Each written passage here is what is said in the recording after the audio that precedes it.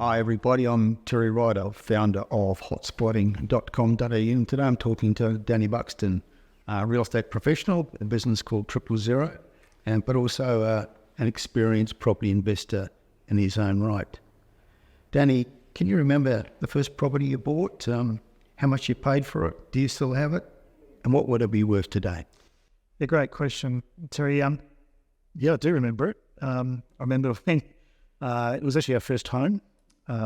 For Cinti, my wife and I, we were hunting around and look, we begged, borrowed, stole whatever we could get to get into the market. We really saw an opportunity there, both for a home for ourselves, but also we saw opportunity we saw the market was in a good time to buy. But we paid $136,500 for that house. And when? And that was in 1998. And then we progressively saw the market grow. During that time, we held on to that property. We utilised the equity from that to start our investment portfolio. But we were relocating. I was in Brisbane, and we were relocating back to the Sunshine Coast. So we sold that in 2004. We held it for 4.5 years, and we sold it for $415,000. So we made very good growth on that property. But I wish I still had it, because it is, I would suggest it's probably somewhere in that mid to high 800s. Yeah. So, but the great thing for us is the ability that we had to be able to leverage against that. With the initial cash that we put in, and then use the rest of the bank's money to obviously buy that, to then leverage to do other properties, but also start our investment journey and put us to where we are today. So your investment journey started almost a quarter of a century ago. Have you had a particular philosophy that you've applied to your property investing since that beginning? Look, I read it's actually a quote from Warren Buffett: "My favourite holding period is forever." And ideally, you want to buy and hold because there's time in the market that really is where you make your growth in property. Obviously, we try to time and we try to look at locations and areas where we can get the best results. But my strategy changed partway through my journey as I was a school teacher at the time, and my wife was a nurse, and I've always had a love for property. Actually was in real estate prior to going into teaching for a few years.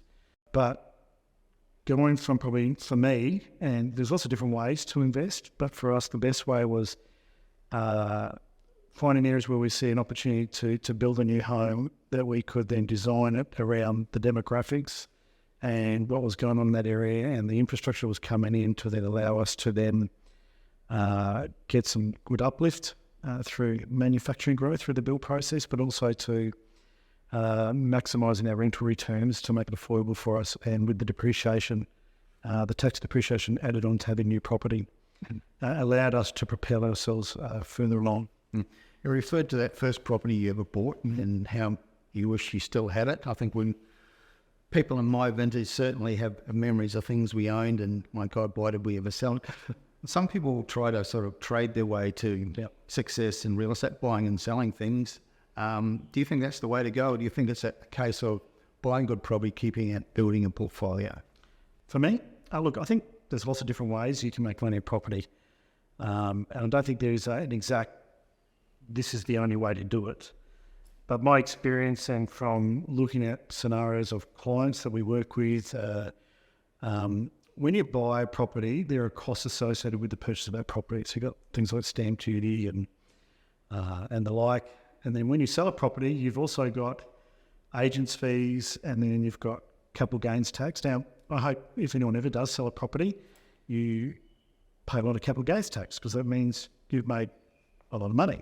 Obviously, we want to mitigate that as much as we can, but I think the best scenario in what we do and what we've done is is you really want to hold and then leverage the growth from that to then continue to build your portfolio as long as it's affordable. There may be a time when you will sell property to maybe pay down certain debt or to, if it's your own home, and depending on the advice from your accountant and the people around you, it may be the best thing for you to do is to sell that property. But the worst thing you can do is buy and sell and then think the market's going to drop and then wait.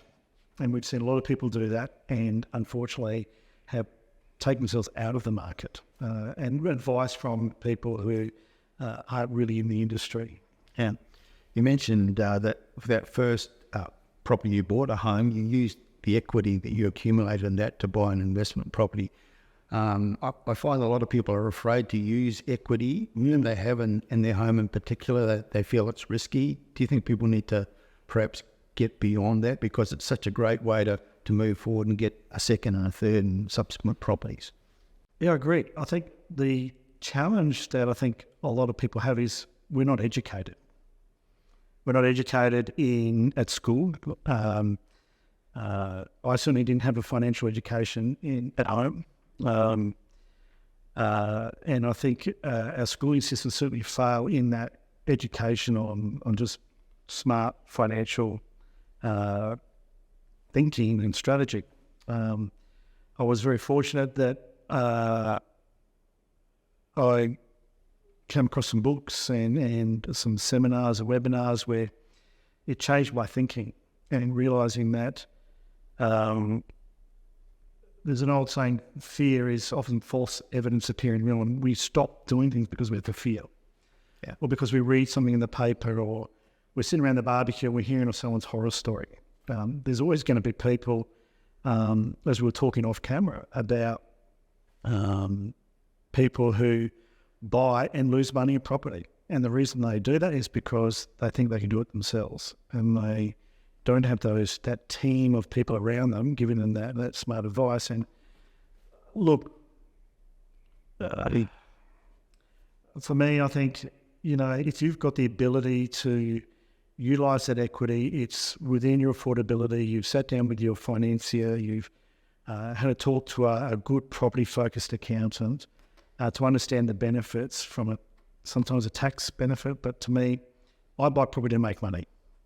To get the tax benefits helps me with my cash flow. But I'm chasing that growth, and I'm also chasing properties with a rental return as well. And I just think that to pull yourself into a position of financial security and freedom of choice is, if I waited till I paid off my house, I would still be paying off my house now. And I would be in the market. I think that's why a lot of people only ever do one, if they only ever do one, or they don't even do any at all. And then they realise, I should do something. And it's that fear that's stopping them from moving forward. Well, the stats show that over 2 million Australians own an investment property, but only less than 1% of that more than 2 million have 5 or more properties, which is what I would consider a portfolio. 90% have only 1 or maybe 2. Why do you think so many people get into property investment, but so few, such a small percentage, actually succeed to the point where they have 5 or more properties? I think the reason why people don't, and they haven't, is because they had an ordinary experience through property, because they don't have the right expertise around them supporting them in that process. And I think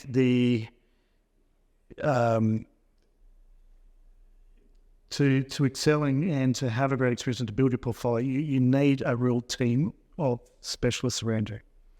You need to understand who is a researcher, who researches, and understanding that process, not reading what you read in the newspaper or you hear on the TV or on the news, but a specialist who just specialises in that sort of things, to be able to work with a good accountant. So your structure is really important, and having that wide structure, to have a good legal team to be able to look at your contracts to protect you, ensure there's nothing untoward in the contract, because that can happen from time to time, unfortunately. Yeah. To have a financier who can work with you to ensure that, I think a lot of people, they chase, when they're lending, they're chasing the cheapest rate all the time. and then they're not getting the right structure in their finance and their lending that allows them to then go to the next property as well. And then there are properties, and that's where a property specialist comes in to then work with them to make that happen. We often tell people you've got to build your team before you build your portfolio. But we find continually that people are reluctant to invest in advice and information. They're willing to get a loan and buy the big chunk of real estate, but not spend relatively small amounts on good advice and information. Is that what you find? Yeah, I do. I think, and it's some people for good reason, because there has been a history in the past of people who are just giving very biased advice, where it's completely and purely in their interests and the likes. But I think too is, if I'm buying a car, I'm going to get an inspection on it to make sure it's fine, if it's a used car, or you get legal advice before I sign a contract. We're spending a lot of money. We're talking an absolute percentage of a percentage to ensure you get it right. And if you get it wrong, it's going to cost you 100-fold that. Yes. And penny pinching on the advice, I think, is the worst kind of false economy property investment. You agree with that? 100%. And penny pinching in, as I mentioned before, you're trying to get the cheapest loan as well. Or it's a much, you've got to have a bigger picture focus on what you're trying to achieve to be able for you to get your goals. And those that, in our experience, who, no, I don't need that experience, I can do it myself. I'm not going to pay someone to provide that report or this or that, the other. I'm an expert in it. And you look back and you think, how many properties have they actually done themselves? And what's their experience? And it's not. It's not there. They just think that I don't need that advice. Had a conversation with someone a while ago. We made really good money in property when we bought a property at the beginning of COVID. We're experts. We know how it works. And I'm going, well, anyone could have bought a property then and done fairly well. But it's now, how are you going to future-proof that or when your next property? And that's not experience. That's just good fortune. How important do you think it is for investors to get that first one right? It seems to me that many people don't progress beyond one or two properties because they make bad decisions in the beginning. Yeah, I think you want to get everyone right because you have one that doesn't work for you and it is a real lemon, let's say. It can have a negative impact in your portfolio, and you may need to offload other properties to recoup if you make a big mistake. And we've seen people do that in buying in some of the a few years ago in some of these mining towns where there was a lot of big push to do that. But look, your first one is really set up your foundation and setting you up for your ability to leverage. And look, I've made mistakes in some properties I've bought, and I've regret selling a few at different times. And there are times when I've had to allow me to do another project, which is I see better benefit and value. But you get that first one right, like we did with our first property that we bought in little old Stafford at the time. And when we bought that, everyone, what would you buy there? It's this, that, the other. And it was a little 2-bedroom house with a carport and a little sleep out. And that really set us up because we were able to then leverage off that very quickly. And that set up the platform for us to then continue to build and portfolio. So if we add there to some of the mistakes you've made, with that in mind, if you go back in time and give some advice to the 25-year-old Danny, what would you tell him? Don't buy flash cars. Buy a house. To be honest, when I left uni, I actually went and worked in real estate for a couple of years, and I didn't buy a property. And there were some great opportunities then, and I was more interested in a nicer car and this and that, the other. We've got some wonderful clients who are in their early 20s who are now investing. Yeah. And I look at them and just, I can see the trajectory that they're going on and where they're going to be in 20, 25 years from now. Yeah. And they're just giving a great financial position to make choices that are right for them. And everyone's different with what they're wanting to achieve, but do everything you can to get into your first property. and get the right people around you so you make the right decisions, and don't listen to your friends at the barbecue. We get a lot of barbecue talk. A lot of people talk, oh, this person said this, and I was ignore that. Talk to people who not just are professionals, but people who are actually doing this themselves, and who've actually got the runs on the board and have gone through the processes, who understand the challenges and the anxiety you may go through, and can hold your hand through that process. So I know we've touched on this in our conversation already, but what do you think are the biggest mistakes that people make that are a barrier to them actually accumulating a portfolio? Thinking that one is enough. Wanting a property because your mates have a property. And then I've got a property, and then just forget. And it's good when you've got properties, set and forget, because you're not having to think about them, but you need to be proactive. We often say you've got to be positive, proactive, and take responsibility in what you do. If the opposite of being positive is negative. If you've got a negative mindset, you're not going to succeed. You are.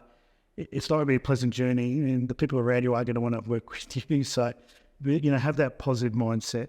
Still analyse stuff, ask the right questions, but you'll be proactive. The opposite of being proactive is inactive. If you sit still, you actually go backwards. And you can also take responsibility. You can't change what's happened, but what I do today will determine where I'm going to head in my future. So for me, why people don't, a lot of it's just fear. They're afraid of what they read in the paper. They're not prepared to build their team. And I think their team must be independent too. That, I've got a financier who will have a relationship, but they only give me independent advice on what to do. My accountant has a relationship with the other people and will talk, but will give me independent advice on what's in my best interest, and has a focus in property. Not just someone who just does a tax return. I find that what holds a lot of people back is just procrastination. You refer to fear.